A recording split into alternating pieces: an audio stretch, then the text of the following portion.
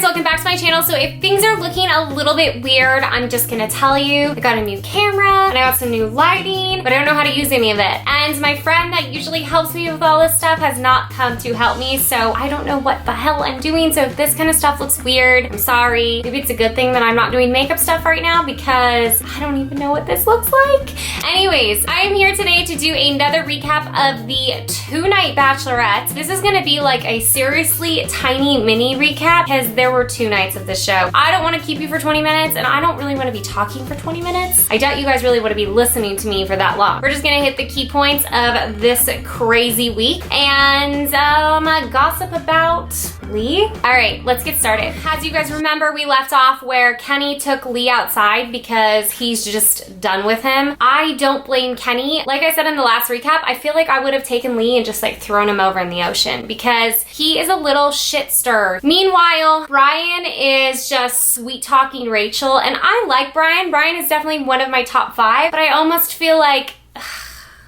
something's off with him. He can't be that perfect. There's something that we don't know. So back to Kenny and Lee. Kenny knows Lee's intentions. Like, he called him a snake, and that's 100% what he is. He just is there to cause a lot of problems in the house, and I guess that's how he thinks he's gonna get Rachel. Ugh.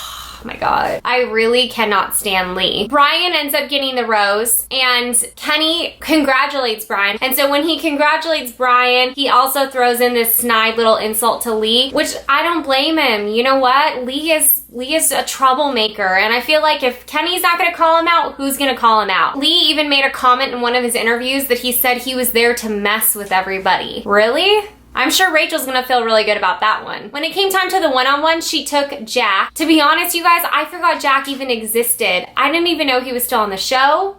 And poor Jack, I do think that Jack's a very, very nice guy, but he has, whether he realizes it or not, but he's got this face on him that is so scary, creepy. Like, if I saw Jack on the street and he was making those eyes at me like he was to Rachel, I'd probably call 911. And I bet he's gonna make a great partner for someone. But the way he was looking at Rachel, and then like the awkward kissing that he was trying to do, and like awkward moves that he was trying to pull on Rachel, oh my god, I felt so bad for her. I don't know how she did that for that long. And thankfully, she needed to let him go home. I 100% agree with her decision with that one. Rachel ends up canceling cocktail hour and she goes straight to rose ceremony, where she finally lets Iggy go. And that was another one that I definitely didn't like, and I felt like he was just there weirdly enough to protect Rachel, which I don't feel like he was doing. She doesn't need protection, and if you want to be her bodyguard later on, contact her then. The whole group ends up going to Norway. She then goes on another one-on-one with Bryan. Now, we all know Bryan and Rachel already have this connection. It's very obvious. Like Rachel said, I almost feel like he's too good to be true.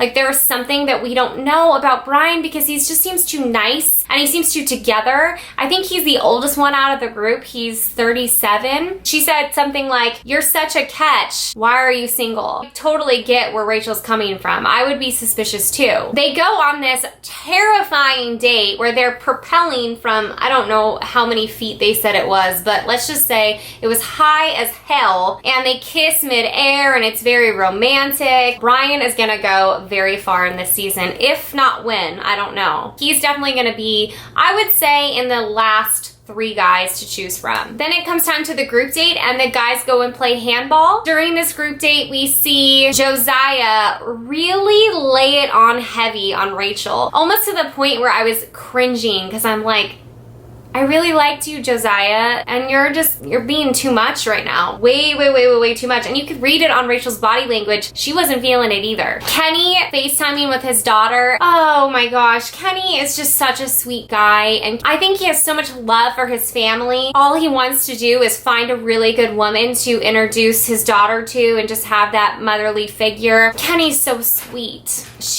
During the group date, she is making out with Peter in the hot tub. It was pretty hot and heavy, if you ask me. But she does end up giving the rose to Will, because Will, I think, just opened up a little bit, and you got to see this really soft, sweet side of Will. Finally, it comes time to the 2-on-1. I'm sure all of us were so excited to watch that disaster happen. It was between Kenny and Lee. They go on a picnic where she immediately pulls Kenny aside, and I really didn't want Kenny to bring up Lee. Like, I really wanted him to take advantage of his time with Rachel and just show Rachel who he is. Well, he brings up his side of the story, and they seem to have a really good talk. Well, then she pulls Lee aside, and Lee proceeds to say like outrageous claims about how Kenny pulled him out of the van, just really not the guy that Rachel thought Kenny was. And he also led on to believe that like he had a drinking problem. Rachel, being right in the middle of that, not even knowing who to believe, pulls Kenny back aside. Rachel wants to know if any of these claims that Lee is making have any truth to them. I'm sure Kenny at that point was just seeing red. Thank God Rachel realized that Lee is a complete liar and that he needed to get the hell back home. He desperately needed to go home. Kenny and Rachel go back to the helicopter. They're gonna leave that date. Kenny goes and wants to talk to Lee one more time. Does piss off Rachel, because I'm sure Rachel thought like, listen, you already won.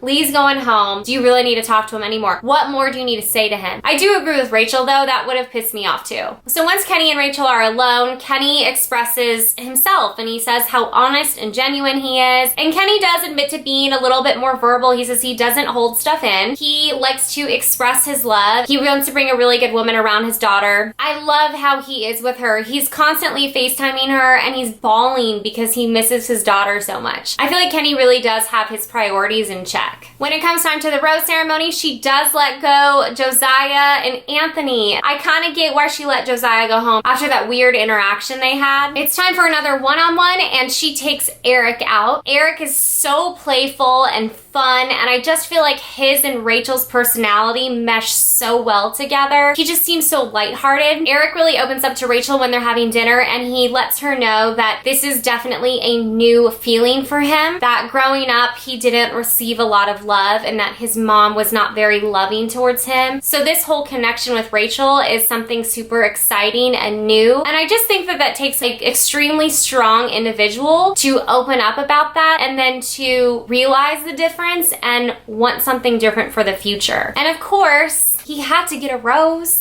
So then it comes time to the group date, and the guys go and pretend like they're Vikings and they do all these activities that Vikings did. One of which is they were fighting, and that is where I'm sure you guys were probably curious in some of the previews from last week. I personally thought that Lee and Kenny went at it and that's why Kenny was bleeding, but of course, they like to trick us. And really what happened was Adam and Kenny were fighting, and I guess both of their shields hit each other in the eye area. So after those activities, Kenny pulls Rachel aside and lets her know that he's, you know, a little bit sad. He's missing his daughter. He's struggling being away from her for this long, and he wants to make sure that it's worth it for him to stay. And so Rachel actually sends Kenny home. Totally not what I was expecting. I thought Kenny was gonna be in the top 3, maybe top 2, and I was hoping Kenny was gonna end up with Rachel. She sent him home.